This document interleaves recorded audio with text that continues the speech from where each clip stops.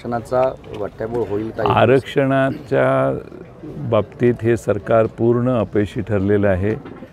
ज्या पद्धतीनं त्यांनी ह्या सगळ्या दोन्ही बाजूंना खेळवण्याचं काम केलं, त्याच्यातून दोन्ही बाजूच्या लक्षात आता हळूहळू यायला लागले की आपलं खेळण्यासारखा वापर केला, आपल्याला न्याय मिळत नाही आणि त्यामुळं दोन्ही समाजात अस्वस्थता आहे.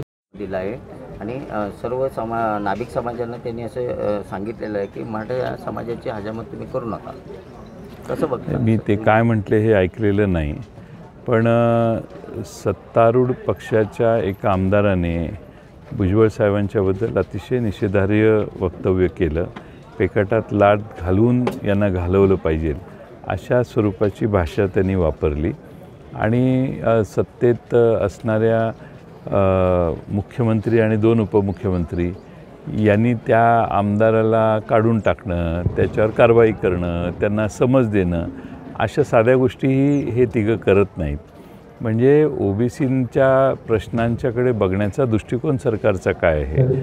भुजबळ साहेबांची भूमिका जी आहे ती सर्वश्रुत आहे, पण मंत्रिमंडळात आपल्या ज्याला आपण पाठिंबा दिला आहे त्या मंत्रिमंडळातल्या मंत्र्यालाच पेकाटात लाथ घालायची भाषा जर आमदारच करत असतील तर काल आता पोलीस स्टेशनमध्ये परवा गोळीबार झाला, किती गोळ्या झाडल्या, एका आमदाराने पोलीस स्टेशनमध्ये शिरून गोळ्या झाडल्या आणि आमदार काय म्हणतो? आमदार म्हणतो की मुख्यमंत्र्यांच्याशी त्याचे जे व्यवहार आहेत त्याच्याविषयी तो स्पष्टपणाने बोलतो. हे राज्यात काय चाललं आहे मला काय हे कळतच नाही. हे खरी परिस्थिती हळूहळू आता लोकांच्या समोर यायला लागली आहे.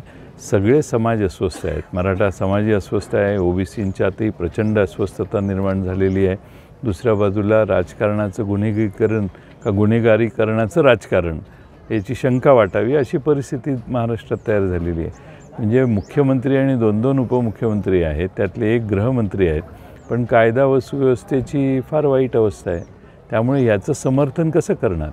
आणि मंत्रिमंडळातल्या मंत्र्यांना देखील सुरक्षित वाटत नाही, कारण आमदारच त्यांच्या अंगावर धावायला लागले आणि यांच्या सरकारमधले आमदार पोलीस स्टेशनमध्ये गोळीबार करतात. त्यामुळे आमदारांची दहशत आता वाढलेली आहे. त्यामुळं या सगळे चित्र हे महाराष्ट्र विस्कटणारं, महाराष्ट्राची घडी बिघडवणारं आहे, यात काही शंका नाही. बिहार सरकार